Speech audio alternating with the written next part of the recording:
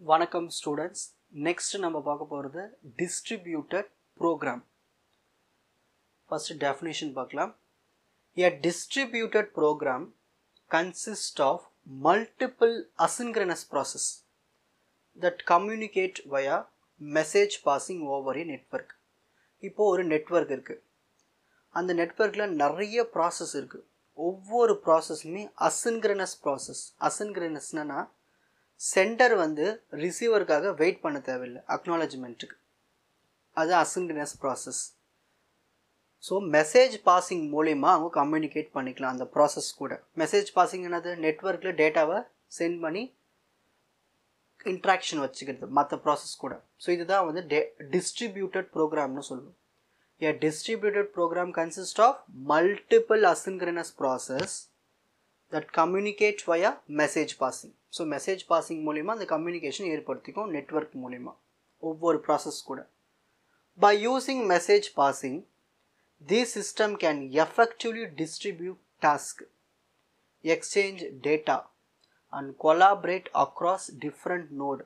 ஒரு நெட்வொர்க்னு எடுத்துட்டோம்னா அதில் நிறைய ப்ராசஸ் இருக்கும், நிறைய லேயர்ஸ்லாம் இருக்கும். ஸோ எந்த ப்ராசஸ் கூட வேணாலும் நம்ம என்ன பண்ணிக்கலாம், டேட்டாவை ஷேர் பண்ணலாம், நெட்வொர்க்கும் ஷேர் பண்ணிக்கலாம், டாஸ்க்கை பிரித்து கொடுக்கலாம். ஓகேங்களா? இப்போ ஃபார் எக்ஸாம்பிள் நான் ஒரு 5 நம்பரை ஸ்கொயர் பண்ணுறேன்னு வச்சுக்கோமே, 1 2 3 4 5 இதெல்லாத்தையும் ஸ்கொயர் பண்ணோம்னா தனித்தனி ப்ராசஸாக கொடுத்துடலாம். நீ 1 ஸ்கொயர் பண்ணி, நீ 2 ஸ்கொயர் பண்ணி, நீ 3 ஸ்கொயர் பண்ணி, நீ 4 ஸ்கொயர் பண்ணி, நீ 5 ஸ்கொயர், இதுமாரி பிரித்து கொடுத்துடலாம். இது எல்லாமே இந்த டிஸ்ட்ரிபியூட் ப்ரோக்ராமில் தான் பண்ண முடியும். சரி, ஃபர்ஸ்ட் அசின்க்ரனஸ் எக்ஸிக்யூஷன். இப்போ தான் ஸ்டார்டிங் சொன்னால் each process operate independently and asynchronously. நிறைய ப்ராசஸ் இருக்கும், அதோட வேலையை தனித்தனியாக பார்த்துக்கும். அதாவது வெயிட் பண்ண வேண்டிய அவசியம் இல்லை. Example, server does not wait for client response before it can accept a new connection or process other messages. ஓகேங்களா? ஸோ வெயிட் பண்ண வேண்டிய அவசியம் இல்லை. அவங்களுக்கு வர டாஸ்க்கை பண்ணி முடிச்சிடும். அப்படி பண்ணி முடிச்சுட்டா அடுத்த டாஸ்க்கை பண்ணணும், வெயிட் பண்ணிட்டுலாம் இருக்காது. ஓகேங்களா? புது டாஸ்க் பண்ணிக்கிட்டே இருக்கும். Next message passing. இப்போது நிறைய நெட்வொர்க்ஸ் இருக்குது. அந்த ஒரு நெட்வொர்க்கில் நிறைய ப்ராசஸ் இருக்குது. அந்த ப்ராசஸ் கூட கம்யூனிகேஷன் வச்சுக்கிட்டோம்னா டேட்டாஸ்லாம் ஷேர் பண்ணணும், டாஸ்க்லாம் பிரித்து கொடுக்கணும். அதுக்கு தேவை message passing. Process communicate using messages which can be any kind of data passed over a network. Example, messages are simply strings sent using TCP socket. இது எல்லாமே நம்ம TCP socket மூலமா தான் நெட்வொர்க்கில் ஒரு ப்ராசஸ்லேருந்து இன்னொரு ப்ராசஸ்க்கு நம்ம மெசேஜஸை சென்ட் பண்ண முடியும், ஷேர் பண்ண முடியும் டாஸ்க்கு கூட. நெக்ஸ்ட், நான் blocking operations. The process do not block each other. The system is highly scalable and fault tolerant. ஒரு டிஸ்ட்ரிபியூட்டட் ப்ரோக்ராமில் எல்லாமே ஸ்கேலபிள் தான், அதாவது ஃபால்ட் டாலரண்ட் தான். ரெண்டோட மீனிங் என்னென்னா, நம்ம காம்போனன்ட்ஸ் எவ்வளோ வேணால் ஆட் பண்ணிக்கிட்டே போகலாம். ஒரு காம்போனன்ட் ஃபெயில் ஆனாலும், ஒரு ப்ராசஸ் ஃபெயில் ஆனாலும் மற்ற ப்ராசஸ்ஸு ஃபெயில் ஆகாது. ஸோ இதெல்லாம் ஃபால்ட் டாலரண்ட்லாம் இருக்குது. Example, if one process crashes the other process can continue running. இதுதான் டிஸ்ட்ரிபியூட்டட் ப்ரோக்ராமோட சுவாரம்சமே. Next, a model of distributed computation.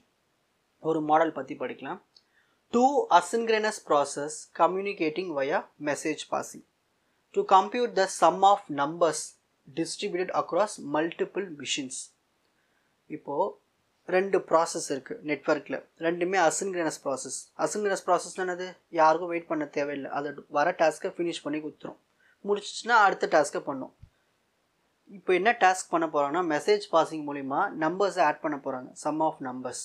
அது மல்டிபிள் மிஷின்ஸில் நடக்க போகுது. So model distributed sum calculation. So first server சைடில் என்ன நடக்குது பார்க்கலாம். Collect result from client process and aggregate them. Client என்ன பண்ணுவார், compute part of the sum and send their result back to the server. ஓகேங்களா? ஸோ சர்வரில் என்ன பண்ணுறாரு, ஃபஸ்ட்டு ரிசல்ட் எல்லாமே கலெக்ட் பண்ணுறாரு. கலெக்ட் பண்ணிவிட்டு அது எல்லாத்தையும் ஒன்று சேர்க்குறாரு, அக்ரிகேட். ஸோ கிளைண்ட் ப்ராசஸில் என்ன பண்ணுவார், இன்புட் கொடுப்பாங்க இல்லையா, அது எல்லாத்தையும் வாங்கிக்கிட்டு அது எல்லாத்தையும் அக்ரிகேட் பண்ணுறது தான் சர்வர் சைடு. கிளைண்ட் ப்ராசஸ் என்ன பண்ணும், compute the part of the sum and send their result back to the server. இந்த கிளைண்ட் ப்ராசஸ் என்ன பண்ணுன்னா, அவங்க கொடுத்த டாஸ்க்கை ஃபினிஷ் பண்ணிவிட்டு திரும்ப சர்வர்கிட்டே கொடுத்துரும். சரி, இது எப்படி நடக்குது? First server listen on a specific port for connections from client process. client processல ஒரு specific port மூலமா TCP கனெக்ஷன் கூட வச்சுக்கலாம். ஸோ அந்த கனெக்ஷன்ஸ் மூலமா முதல்ல வெயிட் பண்ணும். Once 2 clients connect, 2 client connect ஆனதுக்கு அப்புறமா இந்த சர்வர் என்ன பண்ணணும்னா aggregate the numbers they send and compute the total some. ஓகேங்களா? ஸோ நான் ஒரு 5 நம்பர் அனுப்பிச்சேன்னா அந்த 5 நம்பரையும் ஆட் பண்ணிவிட்டு கொடுக்கறது தான் இந்த சர்வர் சைடோட வேலை. கிளைண்ட் என்ன பண்ணோம், each client connect to the server, send a number and then disconnect. So client என்ன பண்ணும், ஒவ்வொரு நம்பரும் ஒவ்வொரு ப்ராசஸ்க்கு அனுப்பிட்டு டிஸ்கனெக்ட் ஆகிடும். அதோட வேலை முடிஞ்சு போச்சு. எக்ஸாம்பிள் பார்க்கலாம். இப்போ கிளைண்ட் 1 வந்து 5ன்னு ஒரு நம்பரை சென்ட் பண்ணுறாரு, கிளைண்ட் 2 வந்து 10ன்னு ஒரு நம்பரை சென்ட் பண்ணுறாரு சர்வருக்கு.